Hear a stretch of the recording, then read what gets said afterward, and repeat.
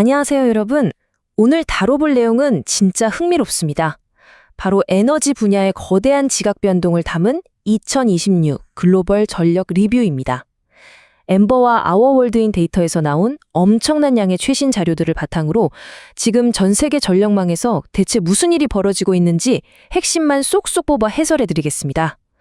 복잡한 수치들 속에 숨겨진 놀라운 진실, 그리고 우리의 일상을 움직이는 에너지가 어떻게 근본적으로 뒤집히고 있는지 지금부터 하나씩 파헤쳐 보겠습니다. 준비되셨죠? 자, 오늘 우리가 따라갈 흐름은 이렇습니다. 첫 번째, 100년 만의 대전환부터 시작해서요. 태양광의 폭발적인 성장, 화석연료의 정체, 중국과 인도의 변화, 그리고 마지막으로 청정 에너지 시대의 미래까지 쭉 달려보겠습니다. 그럼 바로 첫 번째 섹션, 100년 만의 에너지 대전환으로 들어가 볼까요? 혹시 우리 방금 글로벌 에너지 시스템에 엄청난 임계점을 넘은 걸까요? 굉장히 극적인 질문 같지만 결론부터 시원하게 말씀드리면 대답은 그렇다입니다. 우리가 수십 년 동안 말로만 하던 그 거대한 전환점이 마침내 확실한 숫자로 눈앞에 나타났거든요. 33.8%. 자, 이 숫자를 꼭 기억해 주세요. 2025년에 전 세계 전력 생산에서 재생에너지가 차지한 비율입니다. 이게 왜 그렇게 대단하냐고요? 현대 전력 시스템 역사상 처음으로 재생에너지가 석찬의 비중을 공식적으로 꺾어버린 수치이기 때문입니다. 정말 역사적인 순간이죠. 과거 100년의 타임라인을 한번 볼까요? 전 세계 전력 수요가 지금의 딱 300분의 1 수준이던 1919년에 수력을 바탕으로 한 재생에너지가 석탄을 잠깐 이긴 적은 있었어요. 하지만 그 이후 한 세기 내내 석탄은 말 그대로 절대 강자였습니다.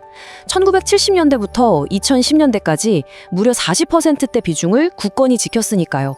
그러다가 2015년에 재생에너지가 23%까지 치고 올라오더니 드디어 2025년에 33.8%를 찍으면서 장장 100년 만에 왕좌를 탈환한 겁니다.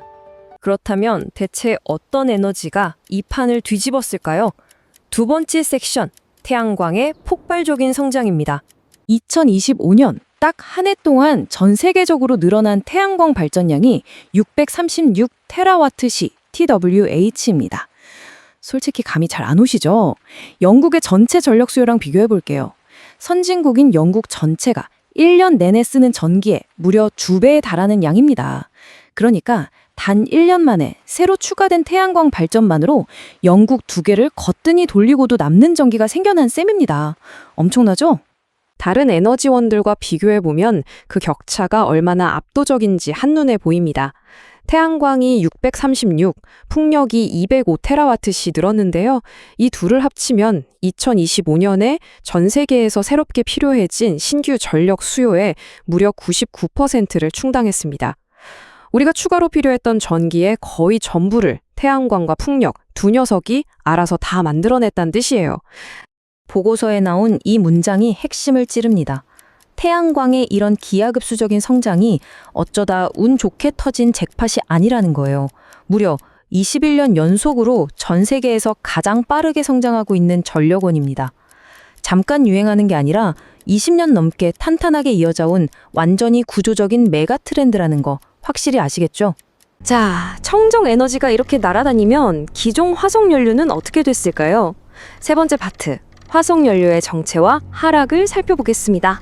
여기서 정말 중요한 마이너스 수치가 하나 등장합니다. 2025년에 전 세계 화석연료 발전량이 38테라와트시 줄었습니다. 숫자가 작아 보일 수도 있지만 이게 에너지 역사 전체를 놓고 보면 정말 시스템을 뒤흔드는 엄청난 전환점이거든요. 왜 그런지 설명해 드릴게요. 과거에 화석연료 사용이 줄었던 적은 딱 2번 부류였어요. 글로벌 금융위기나 팬데믹처럼 전 세계 경제가 멈춰섰을 때뿐이었죠. 하지만 2025년은 IMF 기준으로 무려 3.2%나 되는 정상적인 경제 성장을 하고 있는데도 화석연료 발전이 뚝 떨어졌습니다. 오직 청정에너지가 폭발적으로 늘어나서 신규 수요를 모조리 흡수해버렸기 때문이에요. 덕분에 글로벌 전력의 탄소 배출 집약도 역시 크게 떨어져서 킬로와트 시당 458g을 기록했습니다. 도대체 어느 나라가 화석연료 감소를 이끌었을까요?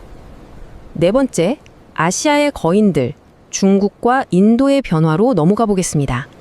21세기 들어서 처음 있는 일인데요.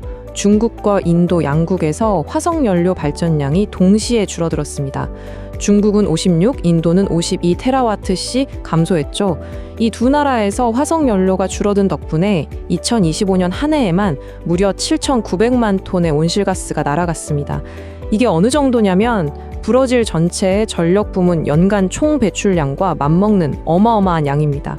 재밌는 건 두 나라가 화석연료를 줄인 구체적인 배경이 약간 달랐다는 겁니다. 객관적으로 볼까요?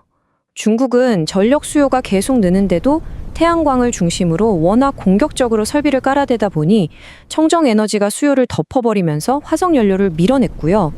반면 인도는 재생에너지도 크게 늘었지만 예년보다 날씨가 좀 온화해서 냉난방 수요 자체가 덜 늘어났던 게 큰 시너지를 냈습니다. 여기서 진짜 깜짝 놀랄 만한 사실 하나 짚고 넘어갈게요. 중국 국가에너지국 NEA에서 나온 자료인데요.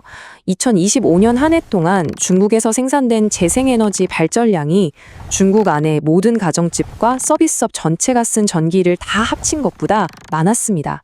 지금 중국이 얼마나 무서운 속도로 청정에너지를 쏟아내고 있는지 딱 체감이 되시죠? 이제 오늘 분석의 마지막 챕터, 청정에너지 시대의 미래로 가보겠습니다.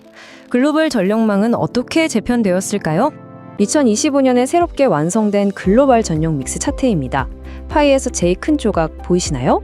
네, 재생에너지가 33.8%로 1위입니다.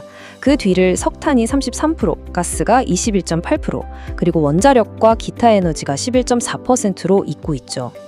재생에너지가 단일 에너지원 그룹으로서 세계 1위에 올랐다는 걸 데이터가 이렇게 확실하게 증명하고 있습니다. 이런 엄청난 패러다임 변화는 전 세계 거의 모든 곳에서 일어나고 있어요. 유럽, 북미, 오세아니아는 말할 것도 없고 아프리카랑 라틴 아메리카에서도 재생에너지가 석탄을 이겼습니다. 그 결과 전 세계 석탄 비중은 역사상 처음으로 3분의 1 밑으로 떨어졌죠. 이제 석탄이 재생에너지를 앞서는 주요 지역은 전 세계에서 아시아가 유일합니다. 하지만 방심할 수 없어요. 아시아 역시 지난 7년 동안 재생에너지 비중이 10%포인트나 뛰면서 정말 무서운 속도로 추격 중이거든요. 자, 오늘 해설을 마무리하면서 여러분께 도발적인 질문을 하나 던져보고 싶습니다. 2025년 이미 청정에너지가 전 세계의 모든 새로운 전력 수요를 100% 충족하고도 남는 상황이 왔습니다.